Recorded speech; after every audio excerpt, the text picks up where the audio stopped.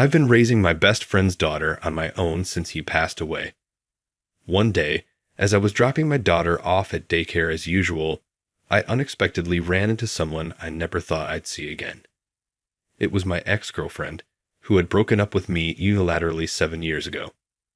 "She looks exactly like a poor man's daughter," she said, casting a condescending look at my daughter. I could only stand there in silence, staring at her. "I'm so glad I dumped a boring guy like you. You probably make next to nothing, right?"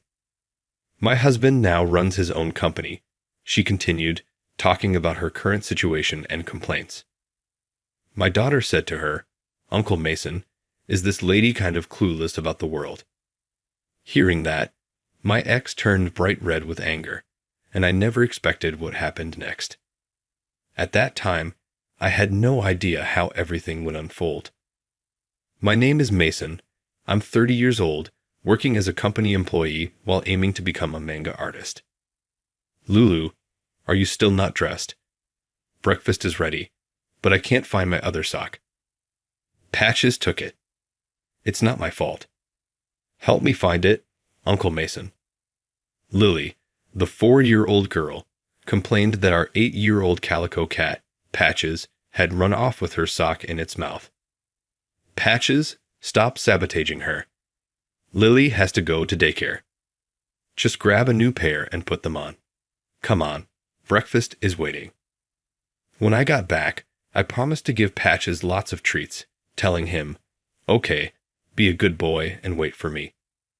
Lily patted Patches' fluffy belly as she spoke. As I thought about how Patches was getting a little too round and needed fewer treats, I heard a loud crash followed by Lily yelling that Patches had spilled some milk. Mornings like this were unimaginable when I used to live alone. "All right, Lily, let's head to daycare. Got everything you need?" I routinely dropped Lily off at daycare on my way to the office in the morning. I never forget anything, right? It's always me who forgets to pack your things. We're good today, so don't worry. As I slipped on my shoes, my eyes wandered to a framed photo sitting on the shelf above the shoe rack. "Let's say goodbye to your mom and dad before we leave, okay?" "Bye-bye, Mommy. Daddy, see you later." I winked at the photo before heading out the door. The picture showed Lily's biological parents. 2 years ago, they lost their lives in a tragic accident. Lily's father, Tate, was my best friend. We had met in high school. Back then, I was what people might call an introvert, and I didn't have any close friends at school. With no one to talk to during breaks, I spent my time quietly drawing in my notebook. I had loved drawing since I was a kid, and my childhood dream was to become a manga artist. At some point, though, I began to see it as nothing more than a pipe dream, far from attainable reality. While all my classmates were having a good time with their friends, I, who drew pictures silently, became prey for the cheerful crowd. "Hey, this guy's drawing manga. What a nerd. I can't stand nerds." "Same here. Totally lame." "Hey, nerd boy, why don't you draw some sexy girls instead of this lame stuff? Then maybe we take a look." "Wow, that's messed up, dude." They'd snatch my notebook and mock me. I wanted to speak up, but I would just endure it with a forced smile. That way, I could avoid making waves and remain invisible. Tate was the only one who didn't ridicule my drawings. In fact, he praised them. "Hey, Mason, what are you always drawing?" "Ha, can I see it too?" Being the target of teasing by the popular kids, I hesitated, fearing Tate might mock me as well. But seeing the genuine curiosity on his face, I cautiously handed him my notebook. "What? You drew this, Mason?" He looked back and forth between me and the sketches in the notebook, his eyes widening in surprise. His reaction made my heart race as I stammered, "Yeah, I did." Tate's eyes lit up even more as he turned to me, his voice brimming with excitement. "This is amazing, Mason. You should totally become a manga artist." I couldn't. I've never even tried making a manga. "You should give it a shot. I'd love to read something you made." Encouraged by Tate, I began drawing manga for my one and only reader, who eagerly awaited each chapter. I kept drawing even after graduating high school. Sometimes, Tate would give me brutally honest feedback, but over time, his support became the driving force behind my passion for creating manga. Tate often shared his dreams with me. My family. Well, when I was little, my mom cheated on my dad and left us. After that, my dad turned to drinking, so I always dreamed of having a happy family of my own someday. True to his word, after graduating college, Tate got married and built the happy family he always wanted with his wife and daughter. But our time together was cut short. One snowy day, Tate and his family were heading to a forest park to play in the snow. At the time, Lily was just 2 years old. A car, coming from the opposite direction, skidded on the icy road, crossing the center line and colliding with them. Only Lily, seated in the back, survived. With no grandparents left to care for her, Lily was sent to live with her extended family. Lily doesn't miss me at all, so I don't think she's cute, one relative said, passing her on to another household. The next family, citing their advanced age, said they couldn't handle raising a young child, and so Lily was shuffled from one relative to another. When I learned that she would eventually be sent to an orphanage, I couldn't sit still. I stepped forward. But you're single, aren't you? Even if you were Tate's friend, raising such a young child. I want to stay with Mason. I want to be Mason's child. Because I had often spent time with Tate's family while he was alive, I already had a connection with Lily. Thanks to her choice, I was allowed to take her in. After a short 10-minute walk, we arrived at Sunflower Daycare, where Lily spent her days. I escorted her to the front of her classroom. All right, Lily, be good, okay. Eat all your lunch and play nicely with your friends. You don't have to remind me every day. I'm a preschooler now. Lily puffed her cheeks in protest, her precocious attitude clashing with my overprotectiveness. Sorry. It's just a habit. Good morning, Lily, Ms. Milton said. Good morning, Lily replied. Her mood instantly brightened as she was greeted by her favorite teacher, Miss Michaela Milton. Even though moments earlier she had been grumbling at me while putting her things away in her locker, she was all smiles now. Miss Milton is Lily's homeroom teacher. Despite her youth, she's reliable and has been a great help, giving me advice as I navigate parenting. Bye-bye, Mason. Have a good day at work. Lily shouted as she ran off to join her friends in the classroom. The energy of children is like a whirlwind. I let out a sigh of relief. Miss Milton turned to me. Mason, how's your manga coming along? Oh, it's coming together slowly. Between work and house chores, it's hard to find time. That's understandable. Don't overdo it, okay? If you push yourself too hard and collapse, it'll worry Lily and me. What? Oh, I just meant that if you collapse, I wouldn't be able to read the rest of your manga. That's all. No deeper meaning. Oh, right. The rest of the manga, I chuckled. Talking with the beautiful Miss Milton had become one of the few bright spots in my day. So her unexpectedly suggestive remark made my heart skip for a moment. I felt a little embarrassed about my reaction. Right now, I'm working on a piece for a manga competition. It really helps that you like manga, Miss Milton. Your feedback is always super valuable. In fact, Miss Milton's advice has been very helpful. When I asked my colleagues at work and other people close to me to read the book, they all uniformly gave me nothing more than, "It was interesting." Oh, not at all. But if you win that contest, your manga could be published by a major company, right? That's incredible. Well, only if I win. I really hope more people get to read your manga, Mason. It's so good, she said, smiling brightly to encourage me. With her warm smile cheering me on, I headed off to work. A few days later, as I was dropping Lily off at daycare at the usual time, I ran into Miss Milton at the gate. She usually wore her long hair up in a high ponytail, but today it was tied back simply.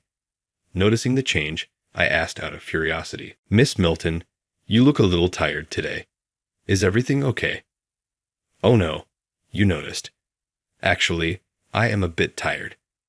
I probably shouldn't say this to parents, but I feel like I can talk to you, Mason."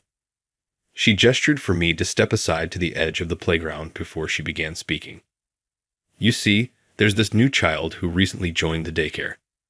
Their mother is what you'd call a helicopter parent." "A helicopter?" "Yes, exactly. She's been filing complaints almost daily since her child started here. Both Mr. Sullivan and I are at our wits' end." "Being a teacher sounds like a tough job," I said. As she sighed, sharing her struggles, I noticed it was almost time for me to head to work. "I'm sorry. I wish I could stay and listen longer, but I really need to get to the office." "Oh no, I'm the one who kept you. Sorry about that." I assured her we could talk more another time, then hurry off to work. A few days later, I was completely immersed in finishing my manga. Lily was being unusually cooperative, playing quietly with patches or sitting nearby and drawing. "Hey Lulu, when I get around to this, we can go shopping for dinner and go to the park." It's okay. We don't need to go to the park, and dinner can just be something from home. I want rice with a fried egg on top, so keep trying, Mason." Feeling guilty that even a child was trying to accommodate me, I redoubled my efforts. "Yes, I did it. It's done, Lily. I finished my manga." "Mum, good job, Mason." After countless late nights, I finally completed the manga and submitted it just in time for the contest deadline. The next day, still sleep-deprived but in high spirits, I walked Lily to daycare, holding her hand. Ms. Milton greeted us at the entrance. "Ms. Milton, good morning." "Good morning. Good morning, Lily. You seem extra cheerful today. Did something good happen?" "Yeah. Mason finished his manga, so tonight he's making me my favorite Hamburg steak." "Wow, that's exciting." After seeing Lily off into her classroom, Miss Milton turned to me. "So, you finally finished it?" "Yes, just barely made the deadline." "I couldn't have done it without your advice and support." "Oh, it was nothing. But I'm really looking forward to seeing the results. I promise to let you know how it turns out. I'll be waiting for good news," she said with a smile. "Oh, that reminds me. I need to give you this." Miss Milton offered me a printout from a nearby box. Taking the quick glance, I saw it was a notice about a daycare performance. "I meant to give this to you the other day, but I forgot. Did Lily mention anything about the upcoming performance?" "No, she hasn't mentioned anything like that." "I thought so. What do you mean by that?" "Well, as the handout mentions, the performance will be on a weekday. I think Lily might be worried about your work schedule. She told her friends Mason wouldn't be able to come because it's not a day off. That little. Always worrying about me. Please don't be upset with her. I think she's just concerned that you might get into trouble at work if you take a day off. For kids, even things that seem small to us adults can feel very important." "I see your point. Of course, I'm not upset. I'll make sure Lily knows it's okay for me to take a day off. By the way, what's her role in the performance our class is doing?" "A play of Goldilocks and the Three Bears. Lily is playing Goldilocks. You have to come see her. It'll mean so much to her. Plus, her costume is absolutely adorable, so look forward to it." "I will." That evening, I told Lily that I'd be taking the day off to watch her performance. Then, as expected, Lily was worried about me taking time off work. But when I assured her it was fine, she was overjoyed. She spent the rest of the night excitedly talking about the play until she finally drifted off to sleep. On the morning of the performance, I stood in the entryway watching Lily's hair as she put on her shoes. The daycare had requested that the children come with their hair styled in braids to accommodate the Goldilocks costume. "Wow, Lily, you can braid your own hair now. You've grown up so much." Last night, Lily told me, "Wake me up a little earlier than usual. So I woke her up 30 minutes early this morning. I am pathetic, but I can't braid, so all I could do was brush her hair as usual. Then Lily started braiding her hair in front of the mirror, and I was so impressed with how much she had grown. Of course I can. This is easy. Miss Milton taught me, and I practiced a lot. I see. You're growing up so fast, Lily Tate. Your precious daughter is, I said, turning to the photo of Tate on the console table. I winked at it before heading out the door. As I locked the door, I noticed Lily peeking into the mailbox. Lily, what are you doing? We're going to be late for the performance.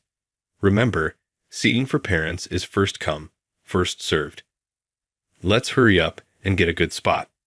You can check the mail later. I took her hand, closed the mailbox, and walked quickly toward the daycare. I was determined to get a prime seat to capture the best photos and videos of Lily. When we arrived at the daycare, I escorted Lily to the entrance, only to run into an unexpected person, Lucy. It's Lucy, my ex-girlfriend. Well, if it isn't Mason.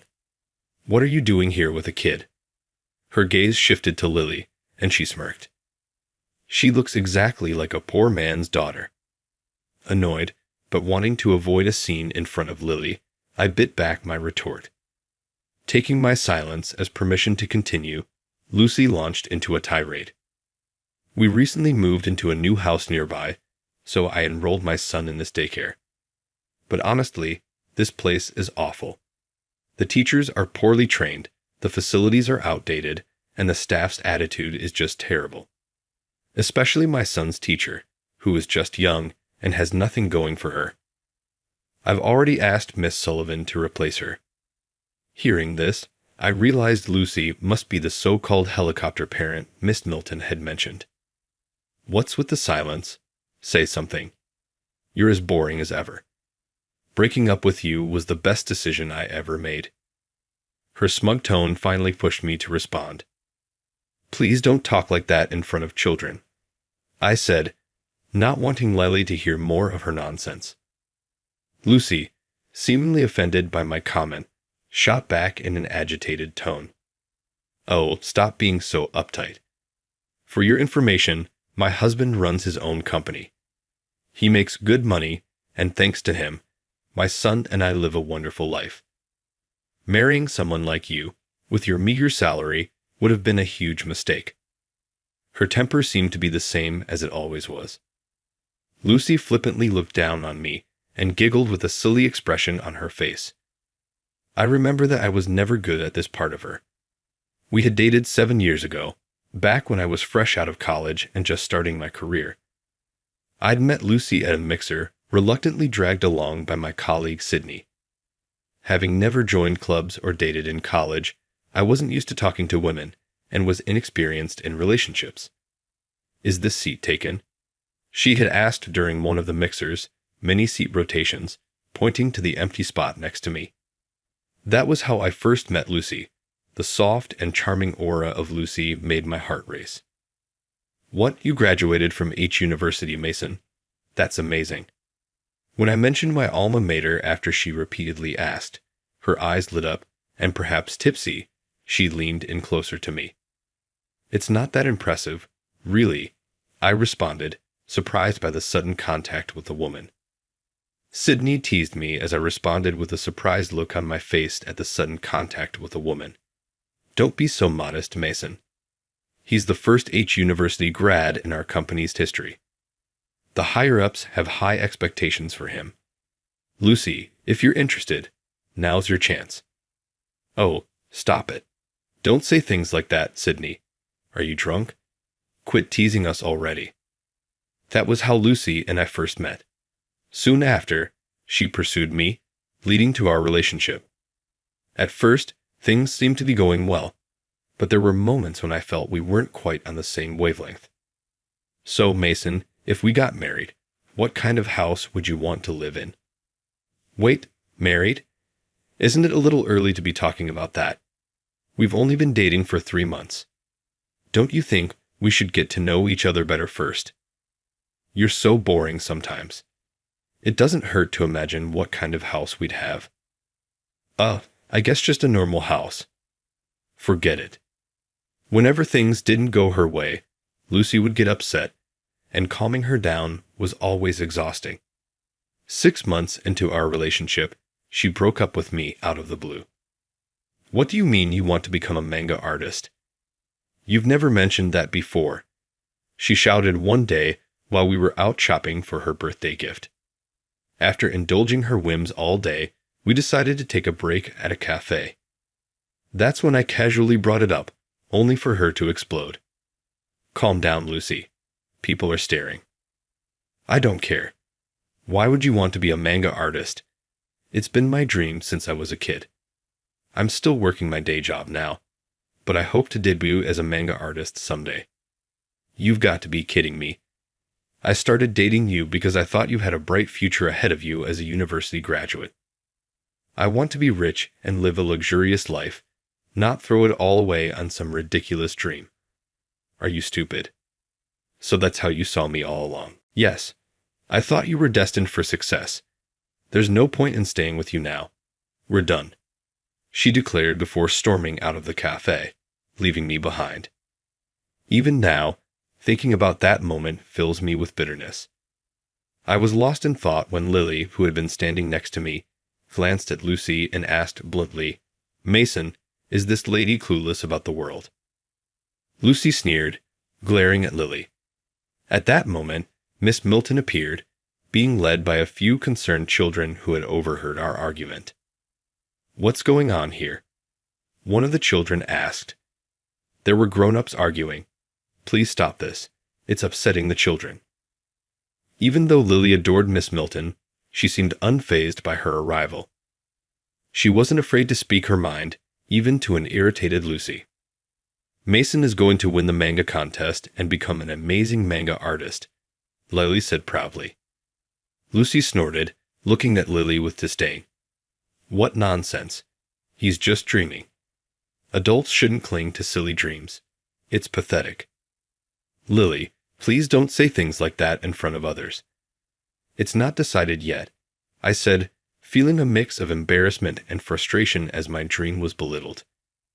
I said this to Lily as if to tell her off, but Lily shook her head vigorously, clearly upset by my words. "No, Mason, you're wrong." "What am I wrong about?"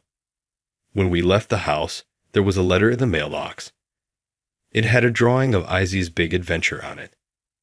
Izzy's Big Adventure was the flagship manga from the publisher I had submitted my work to.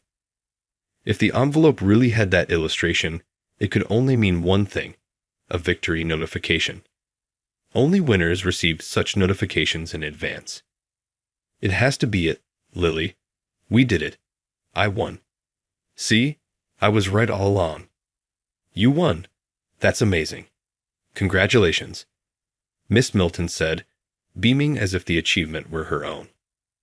"What on earth is going on here? Why are you all acting like fools?" Lucy sputtered, utterly baffled by our jubilant reactions. Other parents nearby began to offer their congratulations, adding to Lucy's confusion. One of the mothers turned to Lucy and calmly said, "Excuse me, but saying things like that in front of your child isn't appropriate." "Excuse me, saying what exactly?" Lucy shot back, her face twisting into an intimidating glare.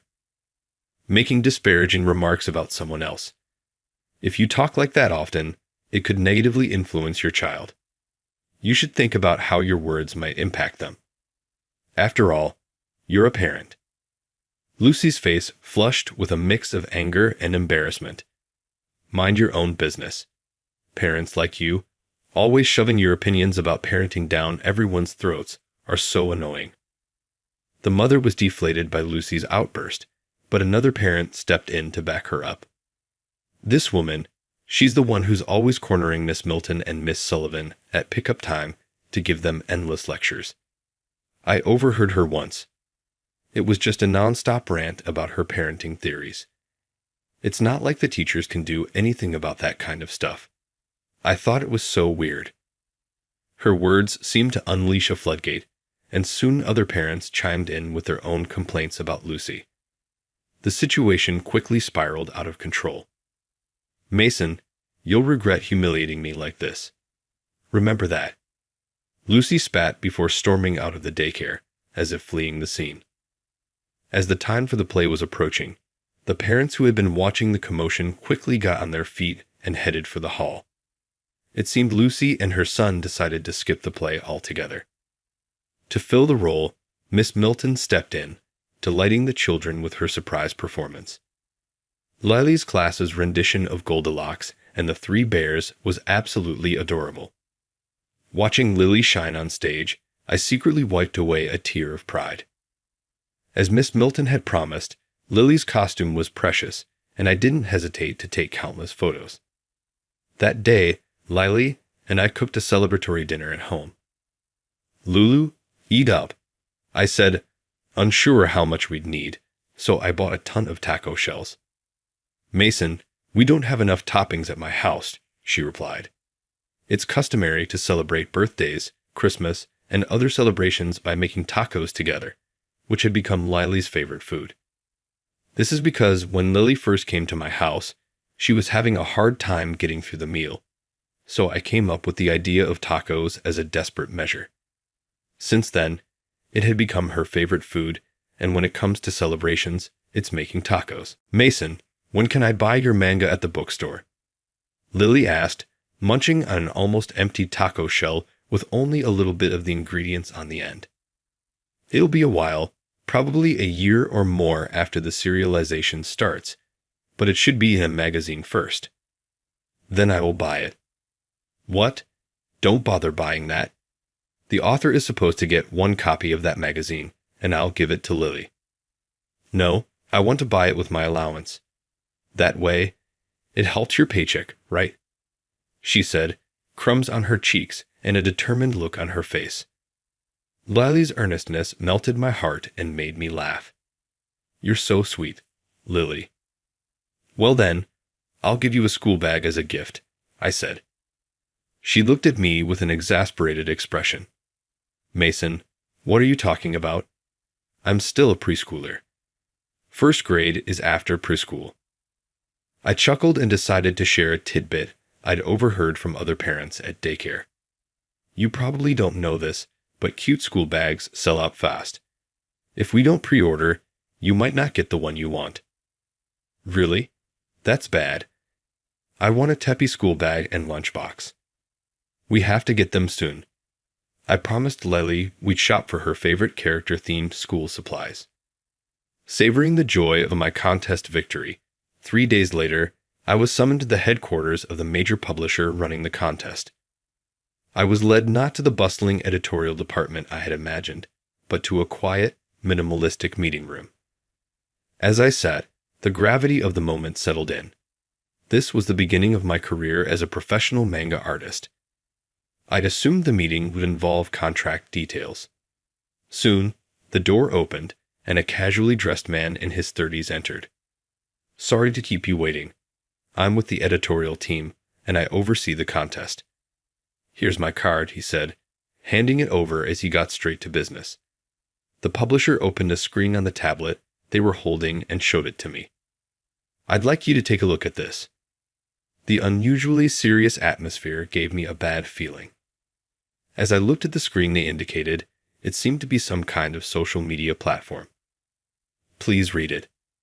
When I did, I saw rumors accusing me of being a toxic parent who neglected proper child care because I spent money on creating manga. The post included a photo, probably taken from somewhere, showing a father absorbed in his phone while ignoring a child reaching out to him. The implication was that I neglected my child. What? What is this? The publisher frowned and pointed to a number. "Look at this." It was clear from the numbers that the post was being widely shared, with accounts rapidly increasing. The person who posted this is an online whistleblower with a huge following. If you consider the number of shares here, the actual reach could be tens, even hundreds, of times greater. Hearing this, I felt the blood drain from my face. My throat went dry. But this isn't true. It's completely baseless slander. How could they say such things? However, the publisher looked at me with a stern expression. No matter what you say, it's going to be difficult to overturn this, and our company cannot debut someone under such suspicion. Worst case scenario, this could hurt our image and even lead to the cancellation of publications. So, does this mean? The publisher shook his head. Unfortunately, this means we cannot proceed with your debut. We'll have to award the prize to someone else. We thought you had talent, but this is regrettable. With that, he left the room.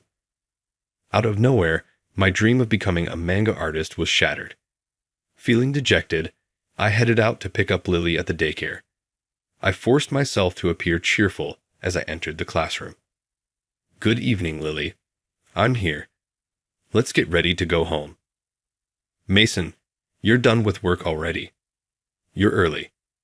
Today, I'm not ready to go home yet, so wait a little, okay?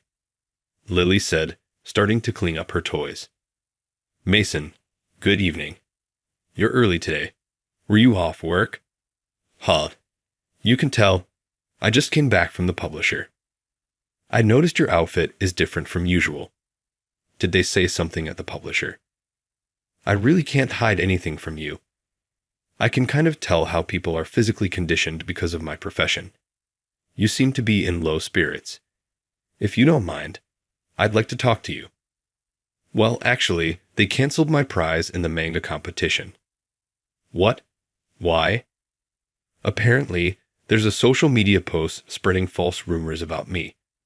The public got concerned and decided not to proceed with my debut. That's awful. Miss Milton looked deeply saddened, but then she seemed to have an idea. Mason, I'd like to introduce you to someone. Soon, 5 days later on Saturday, I arranged to meet Miss Milton. Mason, it's not fair. I want to see Miss Milton too. On a day off, when I told her that I had an appointment to meet with Miss Milton, Lily started to gag, wanting to go with me. Today's a serious talk. Lily, you'll stay home. I'm not going to play with Miss Milton then. What are you doing? I don't know. She just said there's someone she wants me to meet. Anyway, Grandma's coming to stay with you. Grandma? Then I'm not going. I'll stay with Grandma. Lily calls my mother Grandma, and my mom dotes on her like her own grandchild. She's thrilled to have a grandchild and often spoils Lily when she visits, much to my frustration. Once I managed to leave Lily with my mom, I headed to the coffee shop near the station where I was supposed to meet Miss Milton. I scanned the shop, but didn't see her yet. After ordering coffee at the counter, I sat at a noticeable spot and waited. Mason, sorry for keeping you waiting, Miss Milton said as she arrived at the table. Unlike her usual apron look at the daycare, she was wearing a dress that suited her perfectly, and I couldn't help but be captivated by her elegant appearance. Behind her, a man with distinct black-rimmed glasses approached the table, carrying a tray with 2 drinks. Over here, Nate, she called out, beckoning him with a wave. She then introduced him to me. Mason, this is my brother, Nate. Nate, this is Mason. Her brother greeted me briskly, offering his hand after setting down the tray. Hello, thank you for always taking care of my sister. I'm Nate, Michaela's brother. Oh no, it's me who should be thanking her. Why your brother? Sensing my confusion at the sudden introduction, Nate began to explain. So she didn't tell you anything? You should have warned him. It's confusing to just show up like this, right? Mason, I'm so sorry. I'm actually the editor-in-chief of a magazine. You've heard of Marvelous Comics, right? Wait, Marvelous. Of course I know it. When I was a kid, I was all about Marvelous. Back when I was a kid, there was a fierce rivalry between Marvelous and Dynamic Comics, and readers were divided into fans of either. As a Marvelous fan, I couldn't help but lean forward in excitement. I'm the editor-in-chief at Marvelous Comics. Noticing my enthusiasm, Nate's expression softened slightly. So, what does the editor-in-chief of Marvelous Comics want with me? Embarrassed by my earlier outburst, I awkwardly asked why Miss Milton had introduced me to him.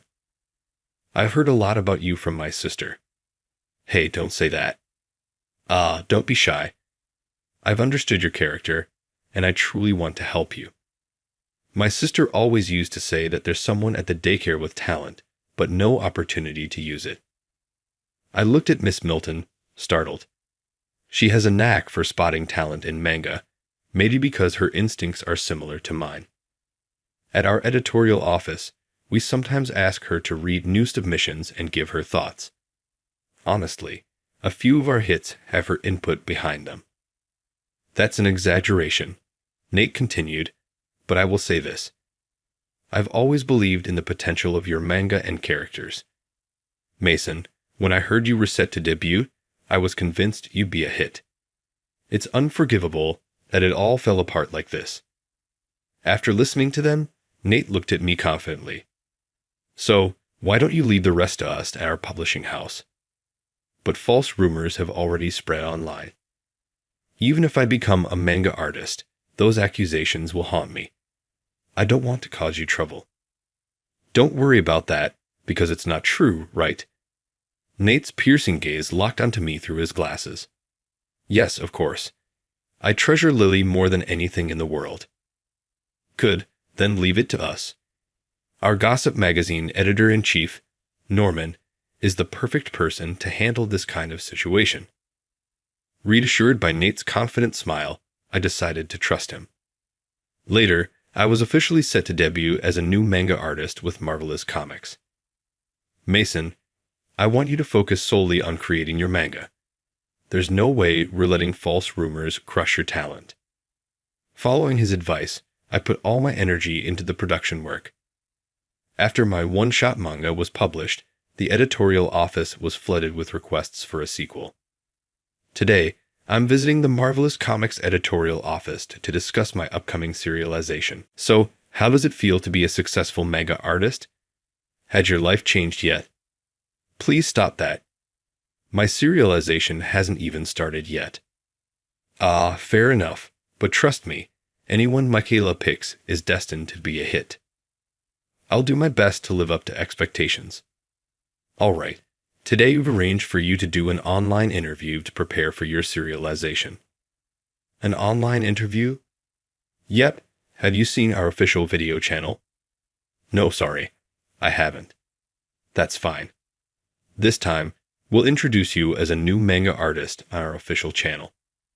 It'll also serve to disprove the false rumors from the ground up. Can we really pull that off? The person who spread those rumors has 200,000 followers.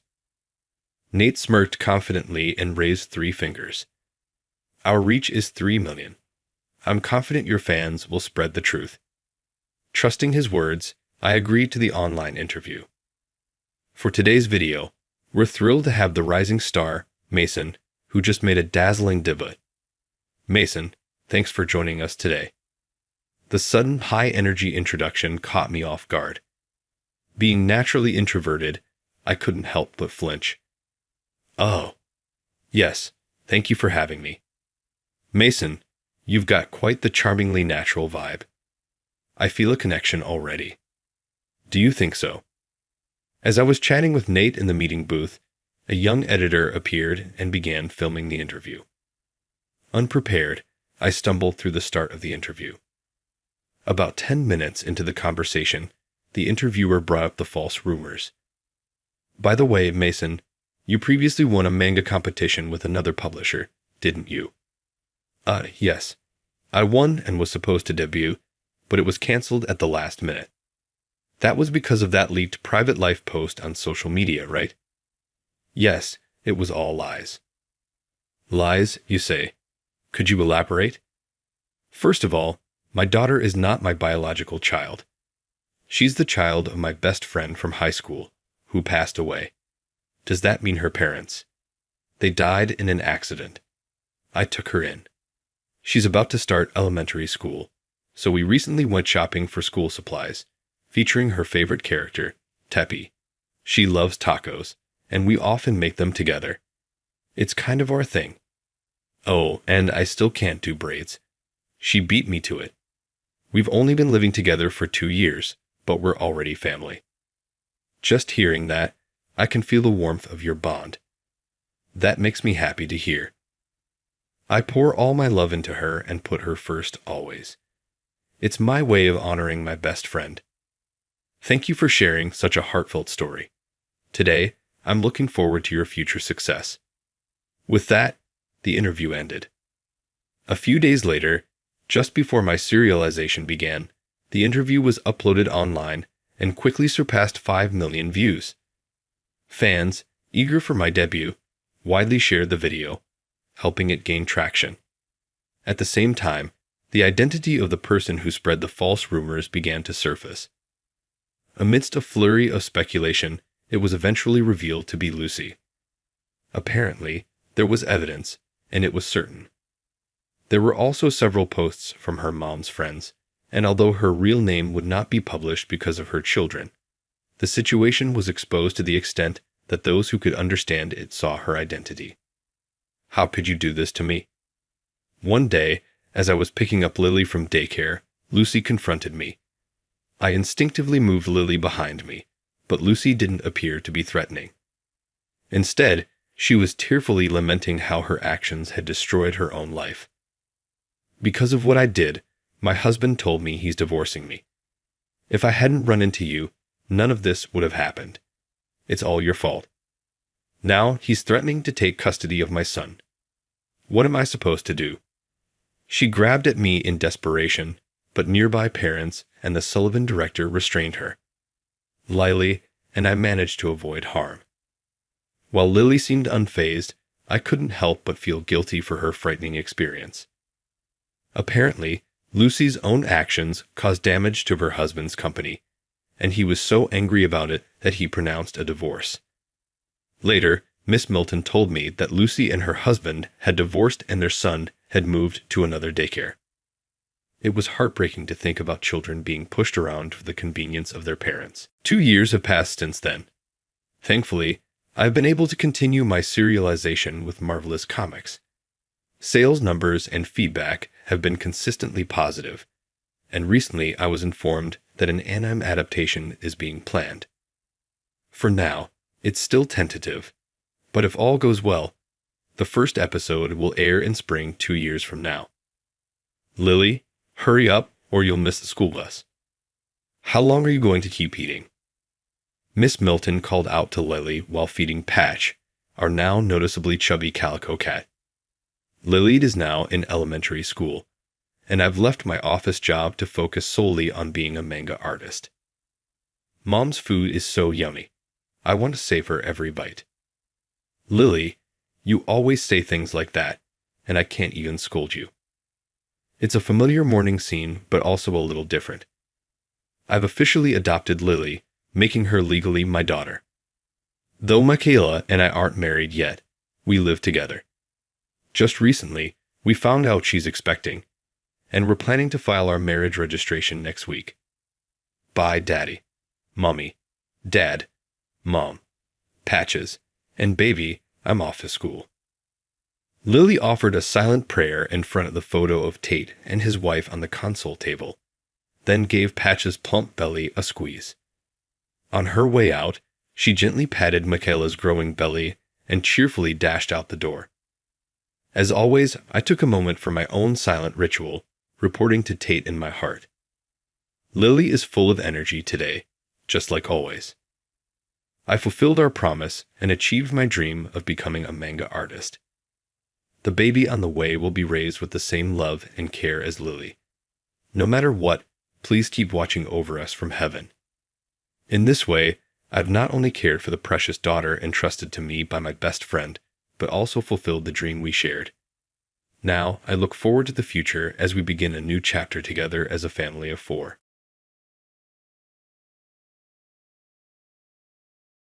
Facing the parking lot, I thought fondly of my beloved old car. Robert, you really air. As I turned toward the voice, Sophia looked at me with a calm expression.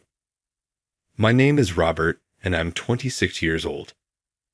I joined my current company as a skilled employee with prior work experience 2 years ago. The company is a small programming firm. As a software engineer, My days are spent in front of a computer. Most of my colleagues are also intensely focused on their computers. For someone like me who's not great at communicating, it's the perfect workplace. Today, everyone on the floor is quietly getting their work done, except for this one colleague. Hey, I need to talk to you. This is Samantha. She's 24, younger than me, but she joined the company right after high school. She's been here for nearly 6 years, making her a veteran. She handles administration, accounting, and miscellaneous tasks. She's pretty meticulous at her job, but what a character. Bright blonde hair, perfect makeup and nails, and daily changing perfumes. She's just a different breed. The floor, usually quiet, tends to be lively whenever she speaks to someone. What is it? Naturally, I, who am not fond of communication, find Samantha challenging. We sit far apart, so she rarely speaks to me. What does she want today? Why don't you go on a blind date? A blind date. I couldn't help but exclaim in a ridiculous tone. At that, Samantha burst into laughter. Don't take it so seriously.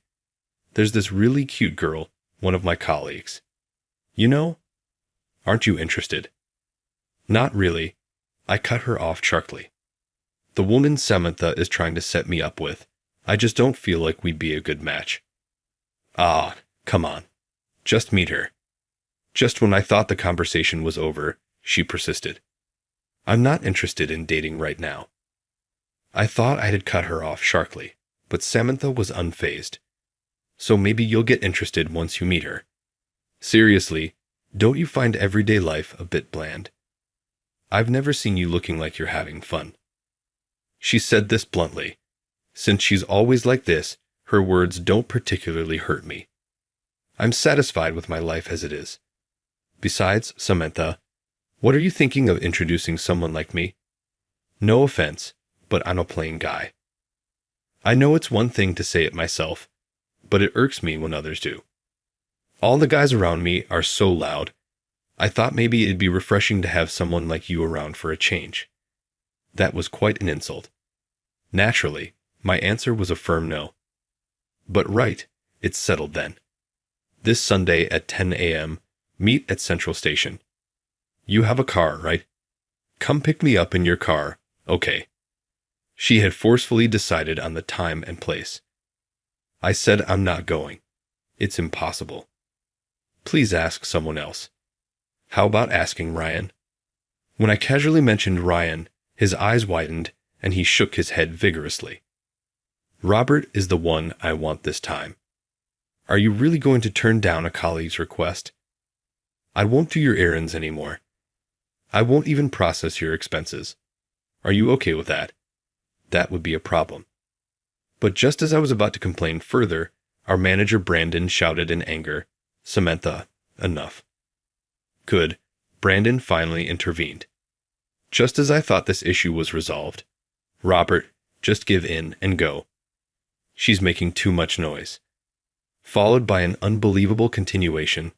Yes, look, it's an order from the manager. I tried to protest, Samantha cutting off her exclamations. But come on, it's a good experience. Maybe non-assertive men are the trend now. But as an American man, Brandon suddenly fired up, lectured me for about 20 minutes. I decided to give up. Fine, I'll go on Sunday. It seems she targeted me out of novelty, but I planned to bow out within 5 seconds of the meeting. On Sunday, I dressed casually and arrived at the meeting spot in my beloved car. After parking, I met up with them at the station concourse next to Samantha, who was wearing an even flashier miniskirt than usual. Her hair wasn't as flashy as Samantha's, but still dyed brown. Her makeup was impeccable with false eyelashes, and she wore a long skirt. Samantha was teasing her. Hey Sophia, what's with that outfit? You're less enthusiastic than usual. Where's your sexy miniskirt? Don't spill the beans, Samantha. So she usually wears more revealing clothes. Isn't your perfume too mild today, hey? But Samantha, you said, milder is better. I did say that, But isn't this too mild, right, Robert? Honestly, I couldn't care less. I really think we're just too different. Ah, this is Sophia. Samantha introduced us, ignoring my confusion. The woman introduced herself cheerfully. I'm Sophia. Very happy to meet you today. I'm Robert. Nice to meet you. As I mumbled my greeting, Samantha immediately retorted, Cheer up. Stand up straight. And what's with that outfit? You knew you were meeting a girl, right? You could have put more effort into it. I should have chosen an outfit for you. Samantha was as loud as ever this early in the morning. This is my best outfit, though. Samantha was shocked by my blurted reply, and Sophia burst out laughing. Did she just laugh? That's funny. I didn't know what exactly tickled her, but my appearance didn't make her decline the blind date. Then let's head over to the cafe in Robert's car. We can talk more there. Samantha energetically waved her fist and headed for the parking lot. We arrived at the parking lot and walked toward my beloved car. As we approached, Samantha's face grew increasingly pale. Please get in. When I unlocked my old cherished car, Samantha screamed. I had a hunch, but is this junker really your car? Calling it a junker is rude. It's an old compact car that I've been taking good care of. Sure, the paint is peeling here and there, and it's faded. It might look ready for the yard, but I maintain it well, and it still runs fine. I'm riding in this. I can't. It's you. Samantha, I knew you would say that. Now, Sophia, you feel the same, right? Nodding, I was ready to call it quits there. That's super cute, though. What? Samantha, and I froze. Wow, it's a two-seater. So cute. It looks adorable with its compact shape and faded color. Can I ride in it? Sure. Overwhelmed by the enthusiasm, I agreed. Sophia happily climbed into the car. She buckled up and sat up straight. Hey, Samantha, what's going on here? What do you mean? Well, normally someone would politely refuse after seeing this car, right? It's fine. Sophia seems to like it. But I have no plan. Just as I was about to say more, Samantha's phone rang. Oh, it's my boyfriend. No way. He's free to meet now. Lucky. I had a bad feeling. Okay, I don't want to ride in this car. You two have fun, just as I expected. Give me a break. I can't do this without you, Samantha. I'm not good at talking. As I protested, Samantha seemed preoccupied with thoughts of her boyfriend. It's okay. It's okay. Sophia will do the talking. Okay, Robert. Smirking, she leaned in close. Make sure you get her with that. Samantha vanished into the station concourse at the speed of light. Where's Samantha? When Sophia realized it was just going to be only me, she looked a bit uneasy. She's got a date with her boyfriend, so it's just us two now. Awkward, right? I'll just take you home today. I hinted at disbanding, but Sophia responded. Oh, that's great for Samantha. She's been looking lonely lately. Oh, can I go to the restroom? I'll be back in 5 minutes. Though she could have taken the train home without saying a word, I nodded, watching her walk away. When Sophie returned, she seemed like a different person. Sorry, I touched up my makeup. If I had shown up in front of Samantha like this, she would have teased me. The makeup Sophia wore was more natural, almost like she was barefaced. Recently, my makeup has been too heavy. Oh, how is it? Weird. Her slightly embarrassed expression was unexpectedly cute. It's fine either way, but Sophia flinched slightly. You don't have to force yourself. Then Sophia blushed slightly and said, Since we've just met, please feel free to point out anything odd about me. Oh, that was quite rude of Samantha, wasn't it? I'm sorry. She didn't mean any harm. Ah, indeed she did tear into my car quite a bit. She's notoriously blunt at work, too. But it's okay. She may speak harshly, but at heart she's a good person.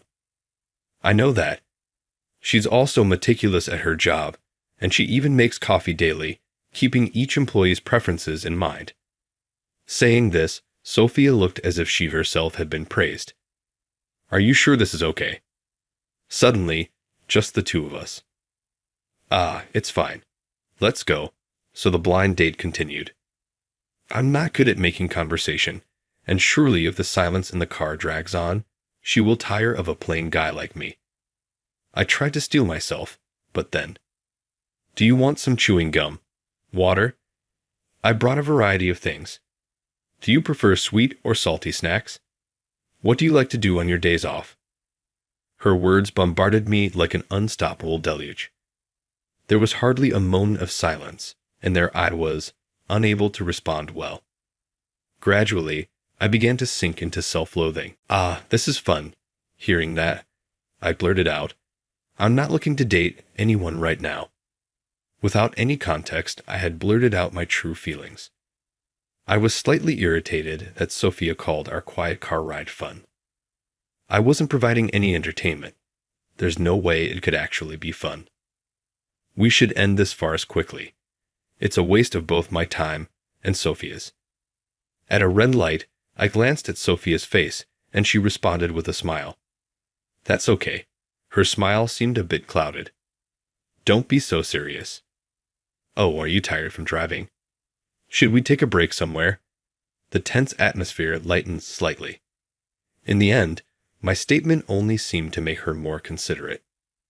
Feeling unbearable, I suggested going to a movie. Sophia's eyes sparkled. A movie date, yay. I want to buy caramel popcorn. I had only suggested it because it meant 2 hours without needing to talk. Yet she was excited. I sank deeper into self-disgust. Wow, what's that? Where did that come up before? That line was funny, wasn't it? That was naive of me. People who love to talk will talk anywhere, seemingly aware of disturbing other people. She whispered in my ear in a hushed voice. It was ticklish. Suddenly, I realized, wait, is she taller than me? Sophia's face was above my line of sight. Oh, maybe it's just her good posture.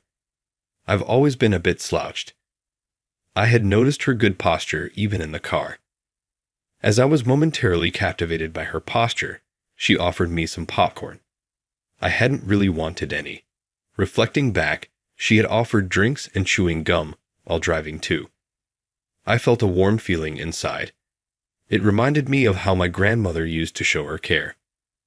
After the movie, the question arose, where to next?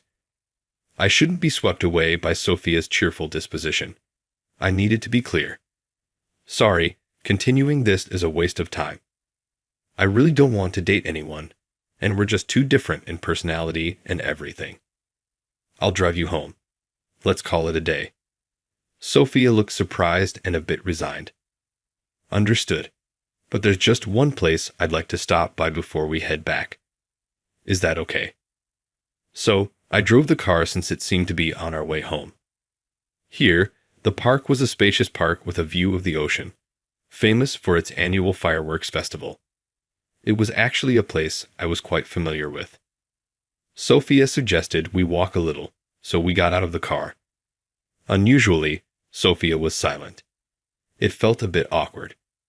This bench, it was just an ordinary bench in the park. This is where you helped me, she said, surprised. I stared at Sophia. You're the type who can't leave someone in trouble alone, aren't you? I remembered several instances where this was true. Lost, feeling sick when I spot someone like that in the bustling crowd, I can't just ignore them. Indeed, that's my nature. My beloved grandparents were the same. One day during the fireworks festival, I came here with friends. I wasn't used to the sandals I was wearing, and they hurt so much. It became painful to walk, and I went looking for a convenience store.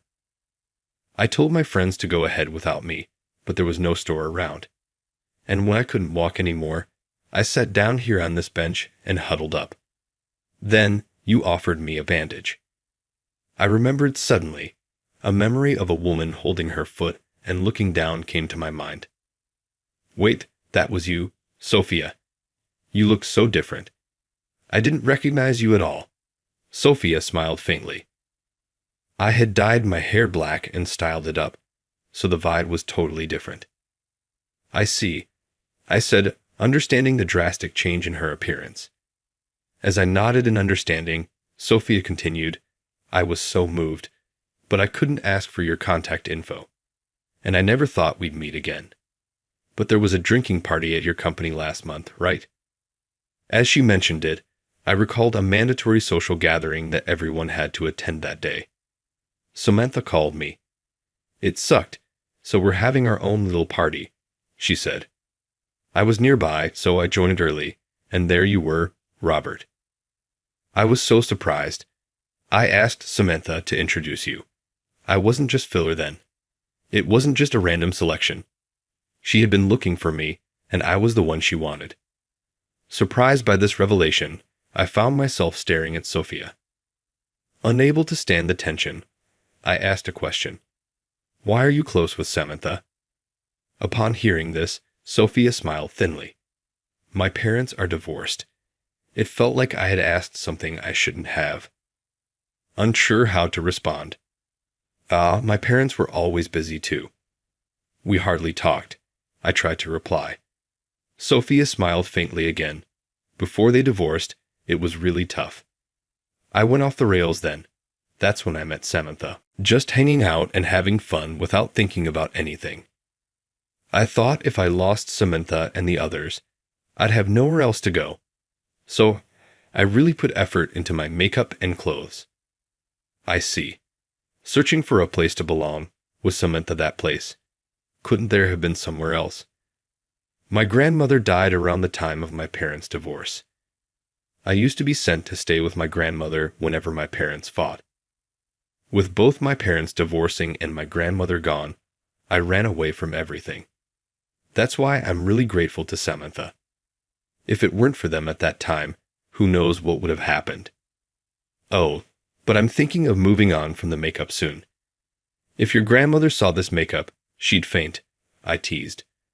With that, she jumped up in a panic. Just thinking about it scares me. I loved her because she was so kind, but she was very strict. I see. Your good posture is thanks to your grandmother's upbringing, then, I remarked. As I said this, her spine stretched even taller, and her face turned bright red. I suddenly felt a kinship with her, and my guard came down. My parents were always busy with work too. It was pretty much my grandparents who raised me. I get it. Grandmothers are super strict, but also incredibly kind. I expressed empathy. Sophia's face lit up with joy. That car is actually a keepsake from my grandfather. He cherished it so much, and I wanted to keep it. I turned towards the parking lot, my thoughts lingering on my beloved old car. Are you? Robert, you really are. As I turned toward her voice, Sophia was facing me with a serene expression. You're a wonderful person. You care about your grandfather, and you're kind. I blushed and looked down, embarrassed by her straightforward compliment. I want to wait until you like me back. I finally found you. I don't want to give up. Is there absolutely no chance? Honestly, my impression of her had changed considerably since we first met. For the better. Much better. But then, I suddenly remembered the women who approached me during my student days. As soon as they realized I wasn't what they expected, they drifted away. Give me some time to think. That was all I could manage to say. Months later, sorry for making you wait. I just couldn't tie this ribbon properly. Does it look okay? Sophia twirled in front of me in her dress. It looks fine, but it might come undone if you move too much. Hearing this, she suddenly straightened her back, startled. I won't get too excited, but she gently took my hand. Is it okay if I hold your hand? She looked up at me with those big eyes. I was probably blushing all the way to my ears.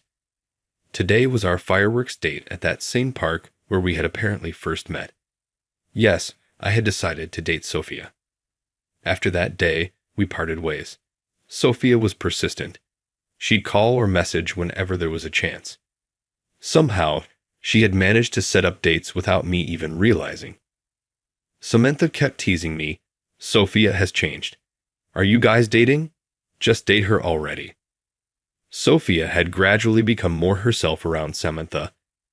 I didn't need Samantha to tell me, but by that time, I had fallen in love with Sophia, who I felt comfortable with. Sophia was talkative and cheerful, of course. She never got upset, even when I couldn't speak well.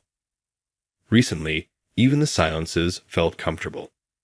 That's why I was worried whether to let Sophia know everything about me as I truly am. After watching the fireworks as we were moving through the crowd, Sophia noticeably slowed down. I looked down and saw that the tops of her feet were red. It seemed the straps of her sandals had rubbed her skin raw again. Unfortunately, I didn't have any band-aids with me today. Sophia was supposed to have brought some, but they were nowhere to be found, possibly dropped somewhere. It looked like it would be difficult to get her back to her apartment by train. Maybe this is a good opportunity. I muttered softly, and Sophia tilted her head in confusion, feeling a sudden closeness. I suggested, "My place is nearby. Should we go there?" Sophia reacted with exaggerated surprise. In the months we had been seeing each other, I had never once invited her over to my home. While I had stopped by her place a few times when dropping her off, I had never hosted her at mine. She seemed a bit sad about this. The reason I hesitated to invite her over. It was because, wait, is this high-rise yours? That was the reason. Wait, you work at the same company as Samantha, right? How can you afford the rent here? I invited Sophia inside and tended to her feet. What did Samantha tell you about me? Sophia recounted as she remembered. Well, she said you were plain, serious, always brought your lunch, and seemed like you didn't have much money. She even wondered if I still wanted you. What a description. But that was fine. That was the kind of person I was striving to become. I am plain and serious, but my investments have done well, and I have a decent amount of money, enough to buy a high-rise as a tax strategy, I explained. Sophia's eyes widened even more. Why didn't you tell me until now? She squeezed out a perfectly reasonable question in one word. Distrust. My parents were successful in business. Remember I told you they were always busy. That meant a lot of money was around. I don't live lavishly, but somehow people find out about such things. People would befriend me, and when they realized they couldn't get money out of me, they'd call me boring and exclude me. I went out with a girl because she said, "I like your kindness," and then she asked me for expensive brand-name goods for her birthday and Christmas. I didn't have that kind of allowance, so when I refused, they'd call me lame and break up with me. Eventually, I realized they were only after my parents' money, and I couldn't trust anyone anymore. I confessed. Sophia looked like she was about to cry. What about your parents? They handed over their business and are enjoying their retirement abroad. Didn't you take over the business? A natural question. Maybe it was out of stubbornness. I didn't want to simply inherit my parents' success. It didn't suit me, I said awkwardly, looking down. The business was in trade, involving a lot of travel and socializing, which I found difficult. So, I thought I'd support my parents by learning about investments, helping them from behind the scenes. They probably knew I was struggling. They decided to hand the business over to someone else and told me to live freely. I was told I could just let it be, but that didn't really matter to me. I used all the money I received from my parents for college and job start gifts on investments. Whether it was beginner luck or the payoff of my studies, it worked out. My parents often said, "Why don't you spend more lavishly?" But I've never been comfortable with extravagant spending. My parents are abroad, and we hardly communicate now. But I was loved by my grandparents. Even if my parents were busy and friends or lovers drifted away, I wanted to stand on my own 2 feet. Enough of that story. More importantly, Sophia, now that you know the truth about me, what do you think? Sophia looked at me, startled. Perhaps she thought she had struck it rich, or that I had been awful for deceiving her. or that I hadn't trusted her enough to share this for so long. However, Sophia surprised me with a response I hadn't anticipated. "I'm not a match for you." A question mark appeared in my mind. I decided to ask her directly, "What do you mean?" Tears began to fall from Sophia's eyes. "I'm not a match for you. You come from such a respectable family. You've experienced loneliness, yet didn't lash out and drop out. You went to university. You even learned how to invest to support your parents and stood on your own without frivolously using their money." I felt like crying too. There have been times when I thought about spending my parents' money freely. Everyone around me expected that of me, but it was my beloved grandparents who stopped me. And now, out of respect for them, I am careful about how I use the surplus money I have. I felt that Sophia had acknowledged this. However, the silence as I pondered this was interpreted differently by Sophia. See, I really don't match up. A high school graduate and former delinquent can't even meet your parents. I'm sorry, I should go. I won't contact you anymore. Leaving a bewildered me behind, Sophia quickly exited my apartment. It was all so sudden that I just stared dumbfounded in the direction she had gone. "Pull yourself together, me. It's not like that." I shouted toward the door Sophia had left through and dashed out without a second thought. I might never meet a woman like Sophia again. Images of the Sophia I knew flashed through my mind like a slideshow. Always bright, often laughing, her posture always impeccable, her way of eating so graceful that I often found myself mesmerized. She seemed to feel complex about her troubled past, but to me, she was always beautiful, no matter the circumstances. I wanted to embrace that troubled her. Since that can no longer happen, I want to embrace her for now forever. I caught up with Sophia, and all these words that I had uttered at once became the words of a proposal from me to her.